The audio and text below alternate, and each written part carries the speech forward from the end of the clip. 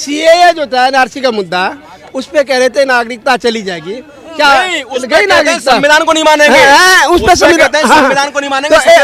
मुला जी एक बात, उससे कितने आदमी की नागरिकता गई? पीढ़ी दर पीढ़ी पेंचर लगाए, पेंचर ही बनाते रहे। मोदी जी के टाइम में कलम हाथ में आया, बहुत मुसलमानों को पढ़ने का मौका मिला। वाजपेयी जी ने बहुत कुछ किया था, फिर भी बीजेपी को वोट नहीं देंगे। कांग्रेस ने गैप पैदा करने की कोशिश की हिंदू और मुसलमान में। बराबरी था ना, संविधान ने बराबरी दी, तो फिर सेकुलरिज्म शब्द क्यों जोड़ा? एक दौर ऐसा भी था, एक इकोनॉमिस्ट प्राइम मिनिस्टर होते हुए, जब पाकिस्तान जैसे देश हमारे भारत को आंख दिखाते थे और आए दिन दहाड़े बोलते थे हमें कश्मीर दे दो, कश्मीर दे दो, कश्मीर मांगते फिरते थे। इस तरह से भारत एक मजबूत सशक्त इसके हाथ में है, सेनापति के हाथ में है, जो भारत को लीड कर रहा है। आज सीएए जो था एनआरसी का मुद्दा, उस पे कह रहे थे नागरिकता चली जाएगी।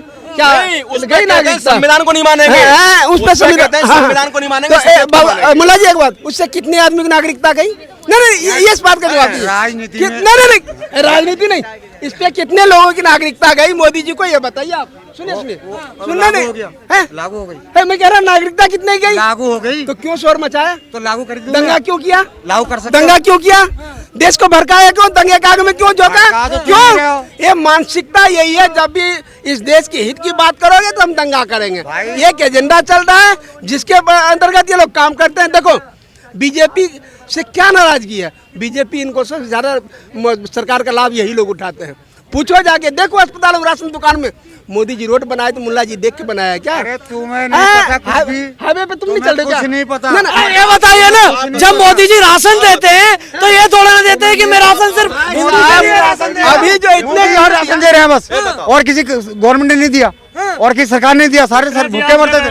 पेंचर के अलावा सुनो पीढ़ी दर पीढ़ी पेंचर लगाए, पेंचर ही बनाते रहे। मोदी जी के टाइम में कलम हाथ में आया, बहुत मुसलमानों को पढ़ने का मौका मिला। वाजपेयी जी ने बहुत कुछ किया था, फिर भी बीजेपी को वोट नहीं देंगे।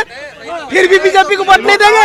कोई धर्म देख के काम नहीं किया है, कोई धर्म देख के काम नहीं किया। आप लोग मोदी जी को क्यों बदनाम करते हो? कांग्रेस ने तुम्हें क्या दिया? कांग्रेस ने क्या दिया? बताइए ना, कांग्रेस ने क्या दिया? ये पूछ रहे मेरी बात सुनो। 9 साल में ग्रेजुएट बन जाएगा इंसान। 9 साल में इतना पढ़ लेगा। ग्रेजुएट तो 4 साल में बन जाता है, 3 साल में। 9 साल में। सुनिए,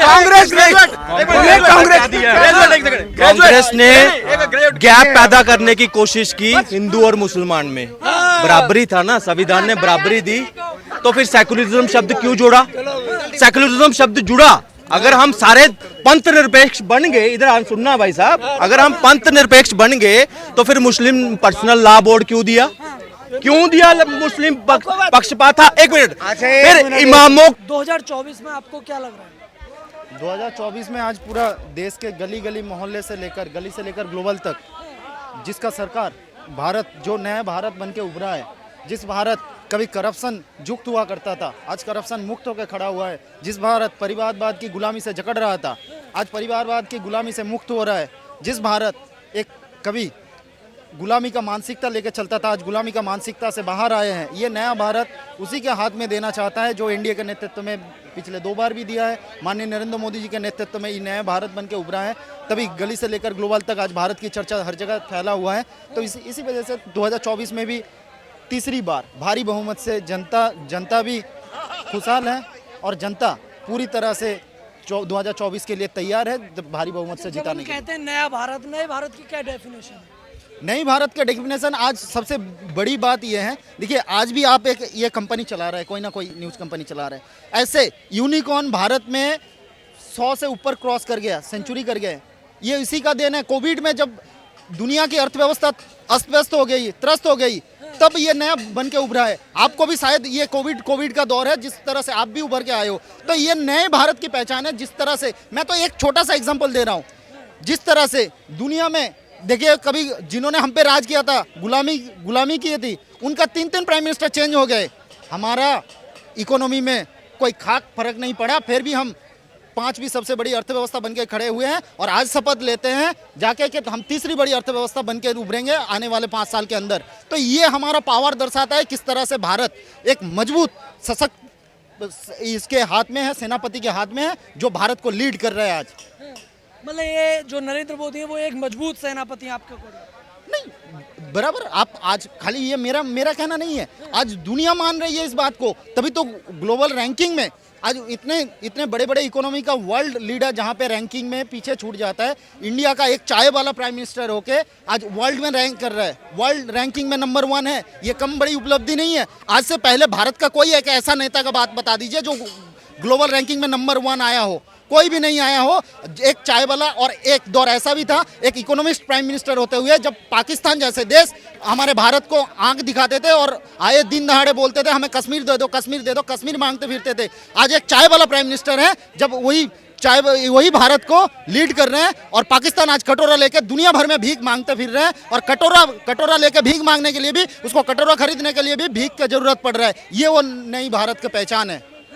देखिए, जब नए भारत की बात होती है, राहुल गांधी भी लगातार जो है अपने दौरे कर रहे हैं, अभी भी वो लद्दाख में है।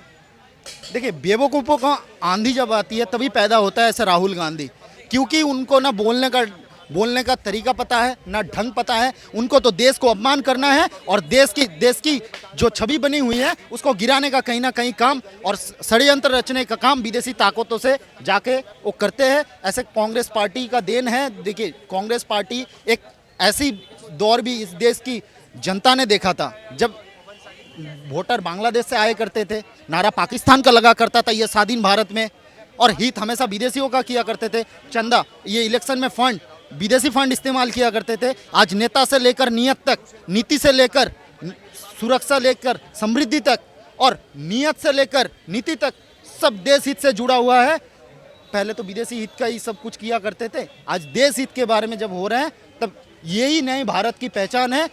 जिस तरह से दुनिया में देखिए, कभी जिन्होंने हम पे राज किया था, गुलामी की थी, उनका 3 प्राइम मिनिस्टर चेंज हो गए। हमारा इकोनॉमी में कोई खाक फर्क नहीं पड़ा, फिर भी हम 5वीं सबसे बड़ी अर्थव्यवस्था बनके खड़े हुए हैं और आज शपथ लेते हैं जाके कि हम 3री बड़ी अर्थव्यवस्था बनके उभरेंगे आने वाले 5 साल के अंदर। तो ये हमारा पावर दर्शाता है किस तरह से भारत एक मजबूत सशक्त इसके हाथ में है, सेनापति के हाथ में है, जो भारत को लीड कर रहा है आज। मतलब ये जो नरेंद्र मोदी है वो एक मजबूत सेनापति आपके अकॉर्डिंग? नहीं, बराबर। आप आज खाली ये मेरा कहना नहीं है, आज दुनिया मान रही है इस बात को, तभी तो ग्लोबल रैंकिंग में आज इतने बड़े बड़े इकोनॉमी का वर्ल्ड लीडर जहाँ पे रैंकिंग में पीछे छूट जाता है, इंडिया का एक चाय वाला प्राइम मिनिस्टर होके आज वर्ल्ड में रैंक कर रहा है, वर्ल्ड रैंकिंग में नंबर 1 है। ये कम बड़ी उपलब्धि नहीं है। आज से पहले भारत का कोई एक ऐसा नेता का बात बता दीजिए जो ग्लोबल रैंकिंग में नंबर 1 आया हो, कोई भी नहीं आया हो। एक चाय वाला और एक दौर ऐसा भी था, एक इकोनॉमिस्ट प्राइम मिनिस्टर होते हुए जब पाकिस्तान जैसे देश हमारे भारत को आंख दिखाते थे और आए दिन दहाड़े बोलते थे हमें कश्मीर दे दो, कश्मीर दे दो, कश्मीर मांगते फिरते थे। आज एक चाय वाला प्राइम मिनिस्टर है, जब वही भारत को लीड कर रहे हैं और पाकिस्तान आज कटोरा लेके दुनिया भर में भीख मांगते फिर रहे हैं और कटोरा लेके भीख मांगने के लिए भी, उसको कटोरा खरीदने के लिए भी भीख की जरूरत पड़ रहा है। ये वो नई भारत की पहचान है। देखिए, जब नए भारत की बात होती है, राहुल गांधी भी लगातार जो है अपने दौरे कर रहे हैं, अभी भी वो लद्दाख में है।